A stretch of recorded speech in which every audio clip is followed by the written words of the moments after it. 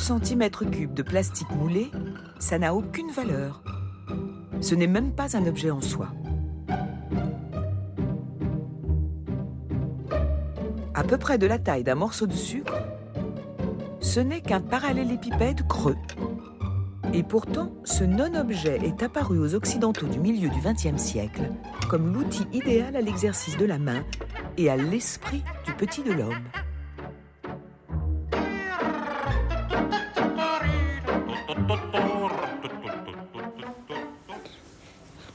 Au début, le petit de l'homme s'empare des objets qui tombent sous sa main pour les porter à la bouche. C'est ainsi qu'il découvre le monde. Ces exercices lui permettront d'acquérir assez de compétences pour manger seul, tenir des outils, fabriquer, construire, refaire le monde.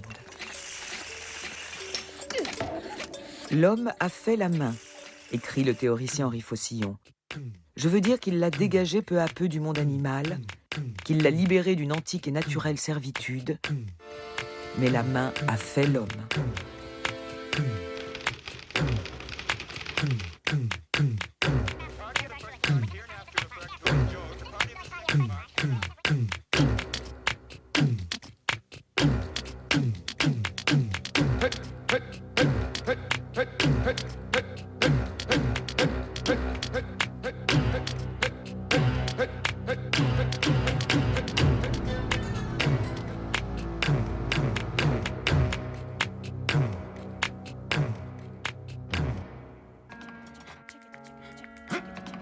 Légère, solide, maniable, propre, lisse, brillante et colorée, c'est irrésistible, il nous faut les emboîter.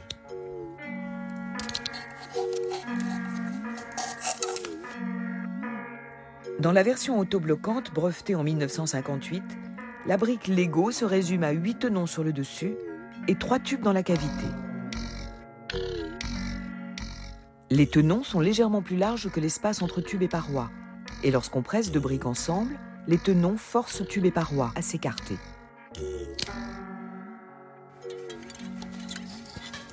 Le matériau ABS est résilient. Il veut reprendre sa forme d'origine, de sorte que les parois et les tubes se resserrent contre les tenons. Pièces mâles et pièces femelles tiennent sans joint. L'assemblage est comparable au tenon et mortaise, technique ancestrale avec laquelle le fondateur de la fabrique Lego était familier. Tous les ensembles Lego produits depuis 1958 sont sur le même principe et compatibles entre eux. On pourra adapter autant de modules supplémentaires et se les passer de génération en génération. C'est moi le troisième petit cochon, je construirai ma maison en briques.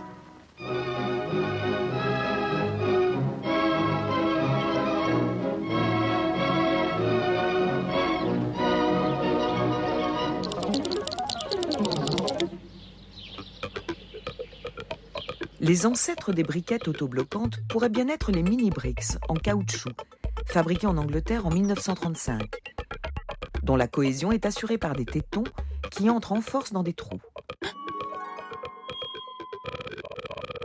Ou encore les Build-A-Brick, produites aux États-Unis. Harry Fisher Page dépose sa propre version à la fin des années 30 sous la marque Kiddicraft. Elle est en acétate de cellulose moulée et de forme cubique. En bon pédagogue et designer de jouets éducatifs, gagné par la modernité et les vertus du plastique, Page se fait le chantre des couleurs vives et de l'hygiène. Dès 1946, Page conçoit un système d'une échelle réduite destiné aux enfants plus grands. Un ensemble dans lequel se trouve une brique rectangulaire à 8 tenons. Cette brique inspirera la mythique brique fabriquée par Lego. Tout comme chez Kiddicraft, les premières briques Lego sorties en 1949 sont complètement creuses et n'assurent qu'un assemblage précaire. Le problème sera résolu par Lego en 1958 avec le cylindre autobloquant.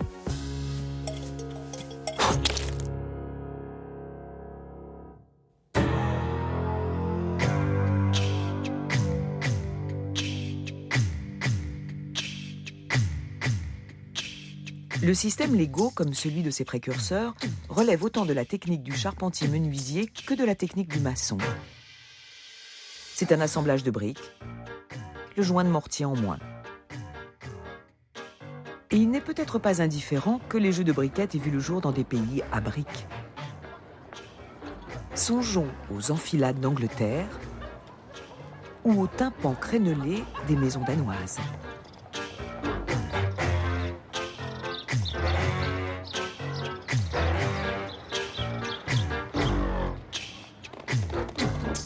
Quant aux premières briques de terre moulée, elles apparaissent dans des pays à soleil environ 5000 ans avant Jésus-Christ. Les briquetiers les feront tout simplement sécher au soleil pendant encore 2 siècles avant de se décider à les faire durcir au four.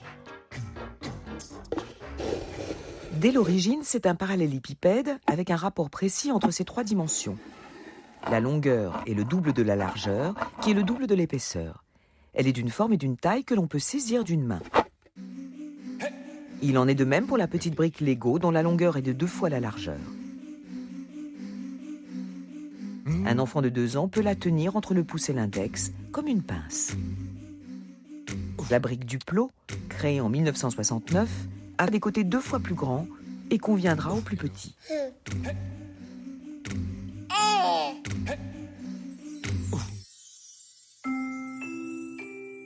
Les premiers jeux de construction apparaissent à la fin du XVIIIe siècle dans la noblesse. Très vite, les éditeurs d'imagerie populaire publient des jouets bon marché en papier épais à découper.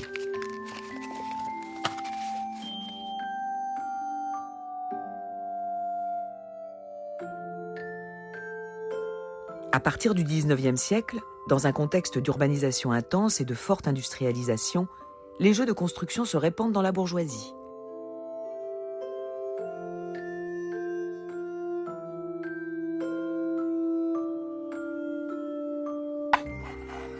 Le jeu mécano, créé à la fin du XIXe siècle et devenu culte, reflète l'engouement machiniste de l'époque. Et des générations entières de petits garçons s'initieront aux joies de la mécanique. Aujourd'hui, des planchettes des plus élémentaires ont la faveur des milieux aisés, avec leurs valeurs tournées vers le passé, le naturel et le bois. Le système, réduit à sa plus simple expression, suffit à défier les lois de la gravité.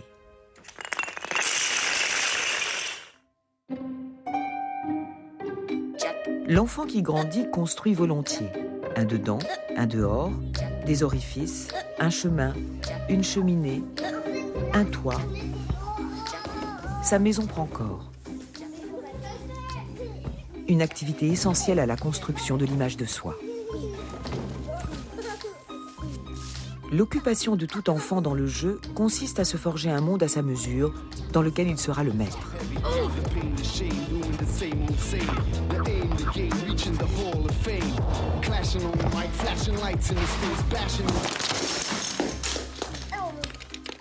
Construire et détruire et construire, à volonté.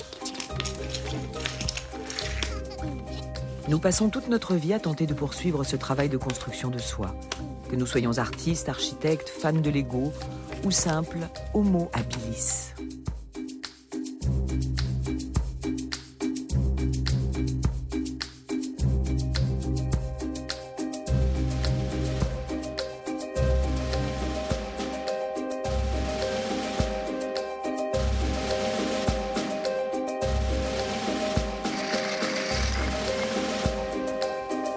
Ein Legostein. Noch ein Legostein. Damit kann man bauen. Das ist ein Hund. Das ist die Hütte für den Hund. Das ist das Haus mit der Hütte für den Hund. Das ist die Straße zu dem Haus mit der Hütte für den Hund. Das ist der Turm an der Straße zu dem Haus mit der Hütte für den Hund. Und bei gutem Wetter kann man oben vom Turm ganz unten den kleinen Hund erkennen. Mit Lego kann man alles bauen. La première acception du latin Lego est « j'assemble », ce qu'ignore Lekir Christiansen lorsqu'il dépose le nom de sa nouvelle fabrique. Le sigle est formé des 2 premières lettres des mots danois « leg kot », qui signifie « qui se joue bien ». Tout commence dans les années 1930 dans un hameau danois. C'est la crise comme partout. Le charpentier Ole Kirk Christiansen n'a plus de maison à construire à Billund. Pour survivre, il se reconvertit dans les objets utilitaires. Avec les chutes, il réalise des jouets en bois qu'il échange parfois contre des vivres. La mode des yo-yo est passée bien vite. Avec la surproduction, on fera des roues de cabriolet.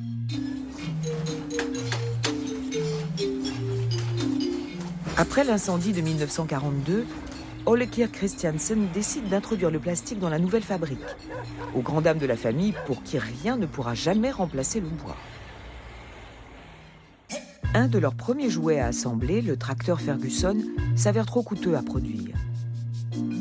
Les 15 pièces qui le composent nécessitent un lourd investissement, dans autant de moules différents.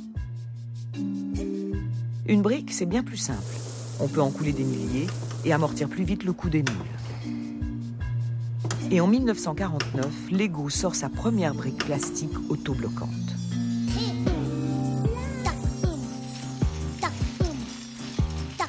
Leur jouet n'est finalement qu'un tas de briquettes. Et il ne rencontre pas grand succès. Le fils Christiansen propose alors à son père un concept de Lego Motion System Leg, permettant de composer une scène de rue ou une ville. Ils prendront soin d'ajouter le mot système sur la boîte. Cette ville, en pièces détachées, s'est révélée être une véritable idée de marketing. Le fils Christiansen se souvient de l'époque où il en fit la trouvaille. Jeg gik og spekulerede og drømte om det om natten, og når jeg gik i seng om aftenen, der er ingen system i det. Vågner om morgenen, der er ingen system i det. Jeg kan ikke blive fri for den tanke med system.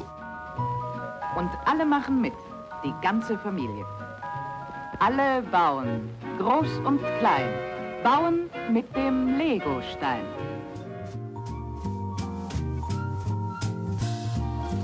Nous sommes en 1955, le mot système fait décoller les ventes au Danemark, les exportations accélèrent et Lego conquiert le marché du jouet allemand. 1964, un aéroport créé par la firme et les autorités locales sort enfin Billund de l'isolement. Les Christiansen peuvent alors conquérir le monde avec pour passeport une toute nouvelle briquette en ABS. Avec ce nouveau matériau, la brique est dorénavant fiable. Sa couleur tient, elle ne vrille plus. Les années 60-70 sont les années ABS. ABS, acrylonitrilène butadiène styrène. Un tout nouveau thermoplastique employé dans l'industrie pour des produits rigides, légers et hyper solides. L'ABS arrive sous forme de granules teintés dans la masse. Portés à 232 degrés, les granules fondent et forment une pâte injectée sous très haute pression. 7 secondes plus tard, la brique est éjectée du moule. Les moules utilisés dans la production d'objets aussi fins sont extrêmement précis. La marge d'erreur est de 2 millièmes de millimètre. Dans chaque million produit, seuls 18 éléments ne répondent pas aux exigences de qualité et seront recyclés.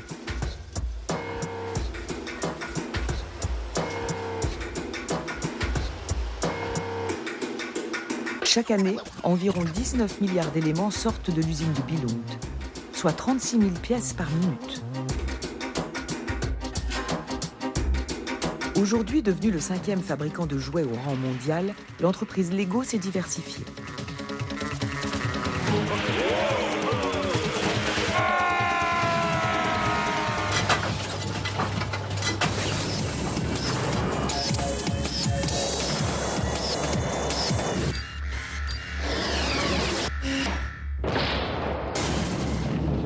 Get your hands on the new Lego Technic.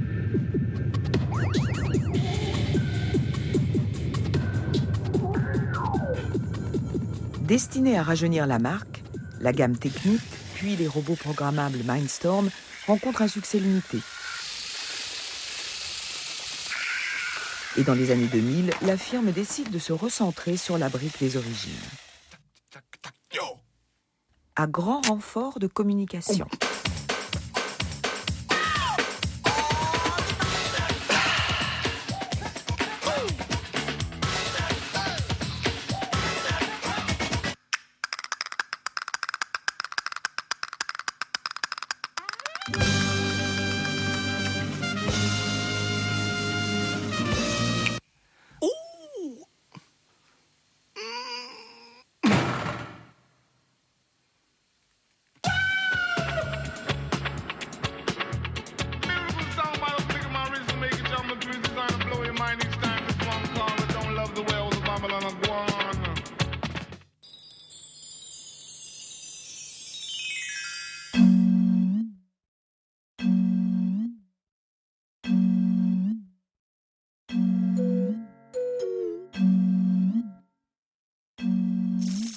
Toute seule, une brique, c'est inutile et incongru. Elle doit être liée à d'autres dans un système pour constituer un tout. En grec, systéma signifie ensemble, organisation. Et chez Platon ou Aristote, le mot désigne aussi bien une troupe militaire qu'une constitution politique. À l'époque moderne, le système s'érige en critères de scientificité. Il s'oppose à l'amoncellement, à l'entassement, au chaos. Une brique n'est qu'un élément d'un système modulaire. Et ce n'est qu'en relation avec d'autres éléments du même système que cela prend corps. Avec 2 briques à 8 tenons, on réalise 46 combinaisons d'assemblage différentes.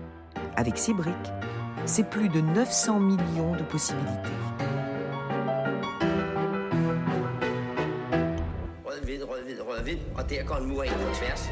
Après le chaos de la Deuxième Guerre mondiale, Lego est en phase avec son époque obnubilée par la reconstruction.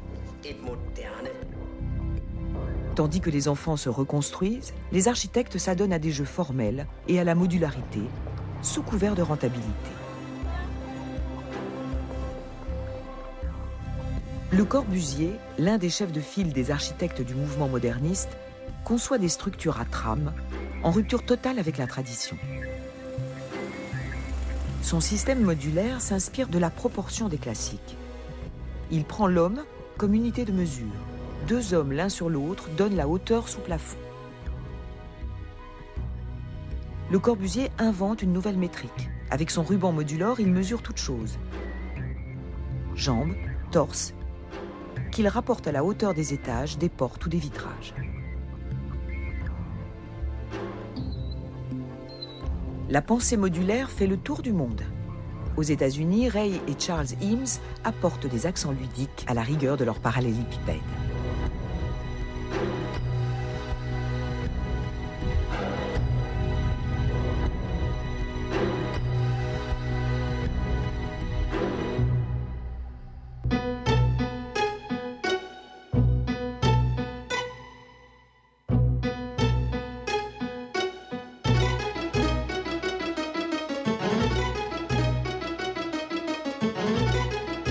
Peut-être faut-il trouver le germe de la pensée modulaire de certains minimalistes dans les jouets éducatifs du pédagogue Froebel, qu'il utilise dès 1839 dans son jardin d'enfants.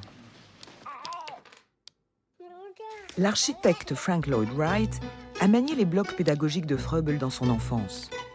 Cubes, parallélépipèdes, rythmes, proportions ont déterminé son langage formel comme une grammaire.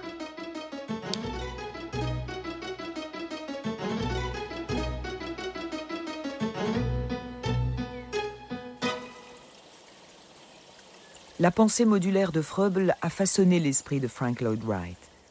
Près de 150 ans plus tard, la modularité Lego inspire elle aussi les architectes contemporains.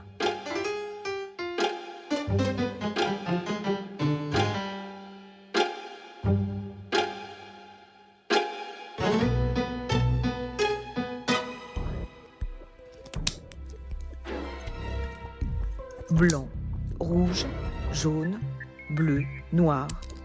Les briques Lego de 1958 sont sous l'influence des mouvements avant-gardistes du début du XXe siècle, tels que De Stijl. Pour un Mondrian, seules les couleurs primaires sont essentielles. Avec le blanc et le noir qu'il considère comme non-couleurs, il étale ou délimite l'espace.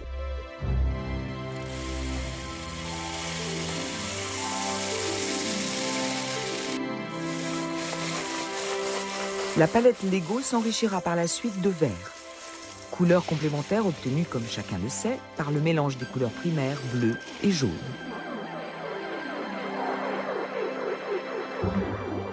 Vert, comme si le monde végétal devait entrer dans la danse, mais aussi le gris du bitume des villes. Puis des tons plus tendres, comme le rose en 1994, pour plaire aux filles.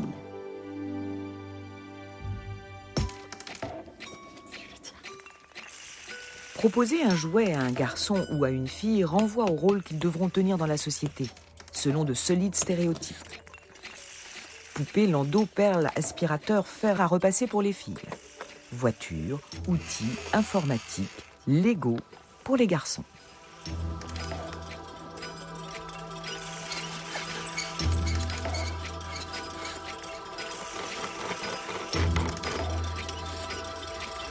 Il aura fallu l'émancipation féminine et la vigilance des éducateurs pour que des jeux de construction tels que les briques Lego soient malgré tout offerts aux filles. Verra-t-on bientôt une nouvelle vague de femmes architectes, de programmatrices en informatique ?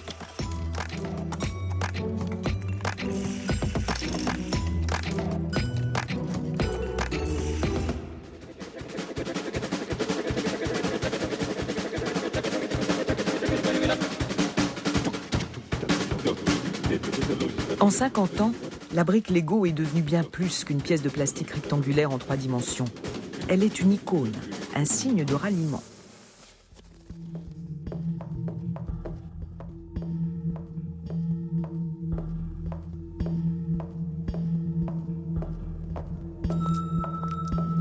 Le système Lego constitue un langage commun à un nombre grandissant d'amateurs adultes. C'est un véritable phénomène culturel.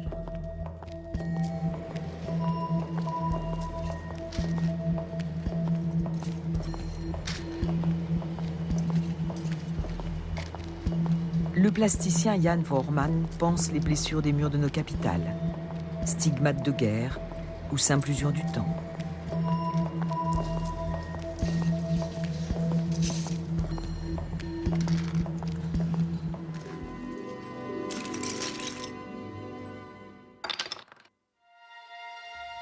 Et les briques films réalisés par des briques fans se comptent aujourd'hui par milliers.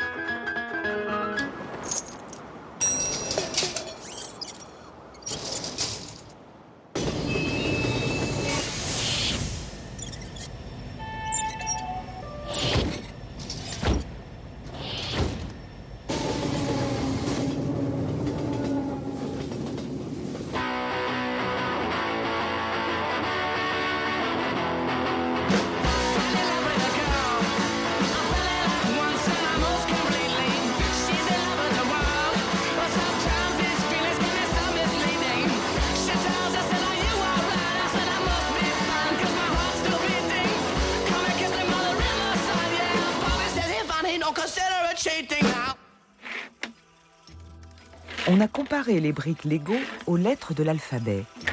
On a vanté leurs vertus éducatives et créatives.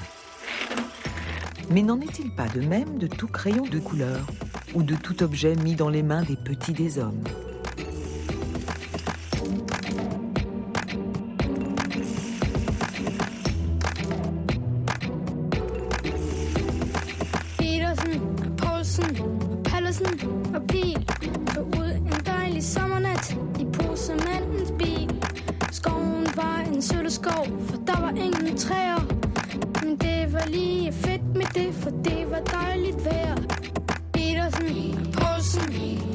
À vous de jouer et rendez-vous dans une semaine pour examiner la chaise du designer Rietveld. Mais tout de suite, une théma sur le courage au temps de la peur, illustrée par le film Au revoir les enfants.